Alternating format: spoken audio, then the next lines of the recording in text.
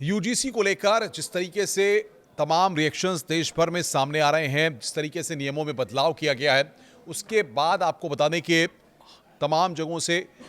लोग सड़कों पर उतरकर प्रदर्शन भी कर रहे हैं। और उत्तर प्रदेश में जिस तरीके से हमने देखा कि एक अफसर ने अपने पद से त्यागपत्र दे दिया और जिलाधिकारी के यहाँ जाकर के बाकायदा उसने खुद को बंधक बनाए जाने तक की बातें कहीं, जिसके बाद सरकार ने एक्शन लेते हुए उस अधिकारी पर गाज गिराते हुए उसको सस्पेंड कर दिया। लेकिन सबसे बड़ी बात यहाँ पर यह है कि शंकराचार्य को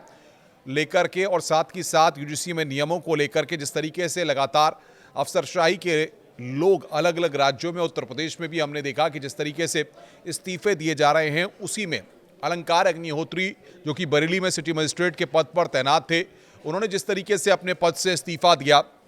उसके बाद अब तरह तरह की चर्चाएं यहाँ पर शुरू हो गई हैं। लेकिन सबसे बड़ी बात यहाँ पर यह है कि जिस तरीके से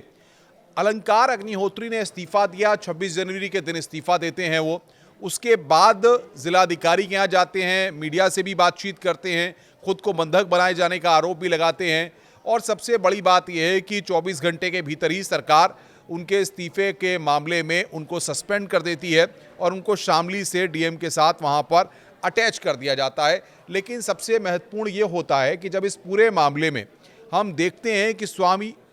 अविमुक्तेश्वरानंद के द्वारा उनसे बातचीत की जाती है फ़ोन पर, माता प्रसाद पांडे उनसे बातचीत करते हैं, तो इसमें एक दूसरा एंगल, क्योंकि लगातार सियासी बातें हो रही हैं और सियासत में इस चीज़ को भुनाने के लिए क्या अलंकार अग्निहोत्री ने अपनी सियासी पारी के लिए इस्तीफा दिया है, क्या वो समाजवादी पार्टी ज्वाइन करेंगे, क्या समाजवादी पार्टी से वो आने वाले वक्त में 2027 में जो सियासी दंगल होना है उसमें ताल ठोकते हुए दिखाई देंगे। ये ऐसे सवाल हैं जो लगातार चर्चा के केंद्र बिंदु में चल रहे हैं। लेकिन सबसे महत्वपूर्ण बात ये हो जाती है कि क्या अलंकार अग्निहोत्री जो कि एक जिम्मेदार पद पे थे, अच्छी तरीके से अच्छे अंकों के साथ परीक्षा पास करके सिटी मजिस्ट्रेट जैसे महत्वपूर्ण पद पर बरेली में तैनात थे, आखिर एकाएक इस तरह की ज़रूरत यूजीसी में नियमों के फेरबदल और शंकराचार्य जी के मसले को लेकर के ऐसा क्या हुआ कि उन्होंने अपने पद से इस्तीफा दे दिया और बाकायदा जो दफ्तर में बोर्ड लगा होता है उस पर उन्होंने रेजिग्नेशन भी लिखा और बाकायदा हस्तलिखित रेजिग्नेशन भी उन्होंने राज्यपाल को और बरेली के जिलाधिकारी को भेजा, जिसको बरेली के जिलाधिकारी ने बाद में शासन को भेज दिया। सबसे महत्वपूर्ण बात यह है कि जिस तरीके से पूरा मामला निकल करके सामने आया, बरेली के जिलाधिकारी का साफ तौर पर कहना है कि वो मेरे पास आए थे, उन्होंने अपनी शिकायत दी थी, अपनी बात रखी थी, मैंने उनकी बातों को रखा और शासन को उनके इस्तीफे को भेज दिया, जिसके बाद शासन ने इस पूरे मामले में संज्ञान लेते हुए उनको सस्पेंड कर दिया। लेकिन यूजीसी में नियमों के बदलाव को लेकर के जिस तरीके की बात कही जा रही है, जिस तरीके से उन्होंने अपना विरोध प्रदर्शन किया है, जिस तरीके से देश भर में सड़कों पर प्रदर्शन हो रहा है, शिक्षा मंत्री धर्मेंद्र प्रधान का भी बयान आया जिसमें उन्होंने कहा कि किसी के साथ कुछ गलत नहीं होने दिया जाएगा, तो फिर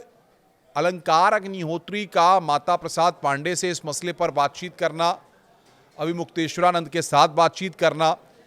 क्या दर्शा रहा है, क्या बता रहा है? क्या कहीं इस पूरे मामले में कोई सियासी बयानबाजी का केंद्र बिंदु बन के तैयार हो रहा है?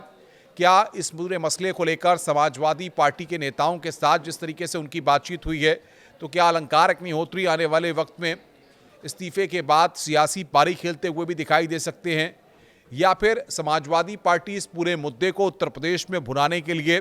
आने वाले वक्त में, क्योंकि हम उत्तर प्रदेश की सियासत में हम देखते आए हैं सोशल इंजीनियरिंग के जो फॉर्मूले बनकर तैयार होते थे, उन फॉर्मूलों में ब्राह्मणों को लेकर के या तमाम और जातिगत समीकरणों को साध करके उत्तर प्रदेश की सियासी नाव को पार करने की कोशिश की जाती है। लेकिन सबसे बड़ी बात यहाँ पर यह है कि जिस तरीके से अलंकार अग्निहोत्री